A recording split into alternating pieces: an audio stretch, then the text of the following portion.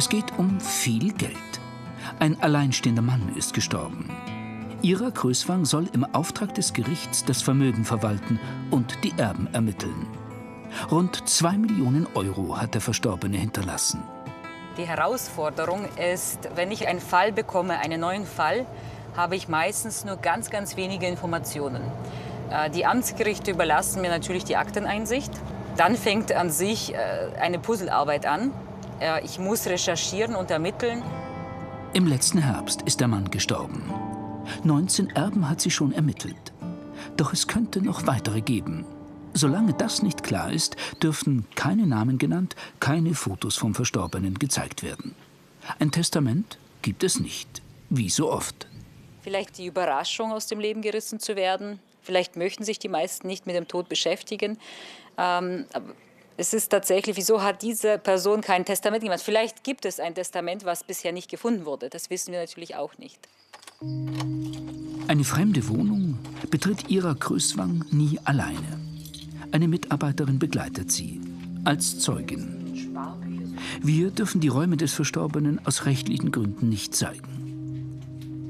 Wird die Erbenermittlerin hier einen neuen Hinweis finden?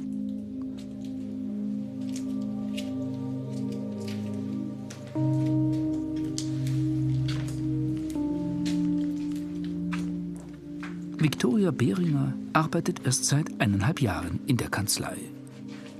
Es wird zwar mit jedem Mal ein bisschen leichter, aber die ersten Wohnungen waren schon, man betritt ja doch, oder man zerstört ja doch die Privatsphäre eines Menschen, den man ja nie gekannt hat oder den man nie kennenlernen konnte. Und von dem her ist es schon, ein bisschen Herzklopfen, ein bisschen ein komisches Gefühl in der Magengrube, ja. Ira Kröswang geht systematisch vor. Sie weiß, dass alte Menschen oft ein klassisches Versteck für wichtige Unterlagen wählen. Jetzt schauen wir mal, was wir hier finden können. Haben wir was? Ein Kalender. 1978. Wir waren schon einmal in der Nachlasswohnung. Heute suchen wir nach Sparbüchern. Wir haben Hinweise aus unseren Ermittlungen erhalten, dass Sparbücher vorhanden sein müssten. Es kann auch mal unter der Matratze sein. Es kann sein, es gibt irgendwo einen Ordner, hoffentlich mit der Überschrift Bank. Und es kann sein, es ist ganz ordentlich abgelegt oder ist es in irgendeiner Kommode unter der Wäsche versteckt. Es geht ins Schlafzimmer. Wenn eine Schublade klemmt, macht sie das skeptisch. Aber diesmal liegt es wohl nur am alten Schloss. Und dann? Ist es vielleicht ein handgeschriebenes Testament? Nein, nur ein alter Brief. Als sie mit den Erbenermittlungen anfing, konnte Ira Kröswang abends oft nicht abschalten. Wenn jetzt zum Beispiel Familienväter Selbstmord begangen haben, das war sehr emotional für mich. Immer wieder natürlich Unfälle. Das heißt, wenn Menschen ohne Vorwarnung aus dem Leben gerissen wurden. Es gab auch Nächte, da habe ich nicht geschlafen und habe mir auch immer wieder Gedanken darüber gemacht, wie etwas passieren kann, bis ich mich davon lösen musste. Dass ich oft den Erblasser versuche, als Person zu verdrängen und eher als Akte wahrzunehmen. Ihre Kanzlei in Passau. 8 Mitarbeiter unterstützen sie bei der Erbensuche. Ira Kröswang, geboren in Kasachstan, studierte an einer Notarakademie in Stuttgart. Hatte sogar eine Zulassung als Richterin. Schriftlich und persönlich holt sie ihre Auskünfte ein, recherchiert in Archiven im Internet. Für den Stammbaum der Verstorbenen benutzt sie eine Software. Galina, hast du kurz Zeit, um den Stammbaum noch mal zu besprechen? Das ist der Stammbaum des Verstorbenen mit dem Millionenerbe. Die echten Namen wurden durch fiktive ersetzt. Hier haben wir den Erblasser. Er ist gelb hinterlegt in dem Fall. Der Erblasser ist kinderlos verstorben. Das haben wir geprüft. Wir konnten keine Abkömmlinge feststellen.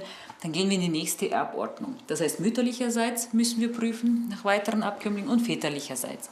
Väterlicherseits haben wir Abkömmlinge in die grün hinterlegten gefunden.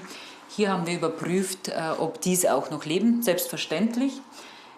Ist ein Abkömmling in der Erbfolge, wie zum Beispiel in diesem Fall der Joachim, verstorben, prüfen wir, ob dieser weitere Abkömmlinge hat. Wenn auch dieser kinderlos verstirbt, wächst sozusagen sein Erbteil den anderen Erben an. Die es auch mütterlicherseits gibt. Der nächste Fall. Der Eigentümer dieser Blindenwerkstatt in Hinterschmieding ist verstorben. Ohne Testament. Zu seiner Familie hatte er keinen Kontakt. Ira Kröswang ist hier als Nachlasspflegerin tätig.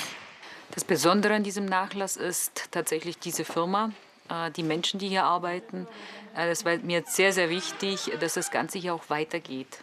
Vorübergehende Geschäftsführerin ist Ramona Rodler. Sie war die rechte Hand des Verstorbenen. Er hat das Ganze 1996 gegründet, weil er selber eine Behinderung hatte einen Motorradunfall und daraus ist eben diese Idee entstanden. Eigentlich sind es ja zwei Firmen. Die Blindenwerkstatt Bayerwald und die Kreuzberger Lebensbrücke. Arbeitsplatz für insgesamt 25 Mitarbeiter, die jetzt um ihren Job fürchten. Dieser sehbehinderte Angestellte arbeitet hier schon seit 17 Jahren. Alle hoffen sie, dass die Produktion weitergeht. Der Chef, der war ein ganz netter Mann. Der hat sehr viel auf behinderte Mitarbeiter, hat er sehr viel gehalten. Das war ja sein wichtigstes Anliegen. Aber warum hatte der Verstorbene den Kontakt zu seiner Familie abgebrochen? Ein Familienstreit? Wir fahren nach Fürstenfeldbruck. Dort lebt seine Schwester. Angelika Ritter vermutete ihren Bruder in Afrika. Ich habe einen Cousin in Wien, der hat mich angerufen, weil der Kontakt mit ihm hatte. Ich hatte ja keinen Kontakt, 35 Jahre. Mein Bruder war als Jugendlicher ein richtiger Bazi. Er ist ausgewandert nach Afrika. Wir wussten überhaupt nichts von ihm. Dabei lebt er seit 20 Jahren schon wieder in Bayern, gerade mal 200 Kilometer entfernt. Da hat er sich auf einmal eine Blindenwerkstatt, eine Behindertenwerkstatt, hat sich für Behinderte wie auch für Kinder überhaupt eingesetzt. Und da muss ich sagen, Respekt. Also Respekt vor meinem Bruder, was er da geleistet hat. Die eigentliche Erbin wäre ja meine Mutter. Da wir aber nichts von ihm wussten, hat meine Mutter abgelehnt. Hat gesagt, na, am Schluss hat er Schulden oder so halt, wie man halt so redet.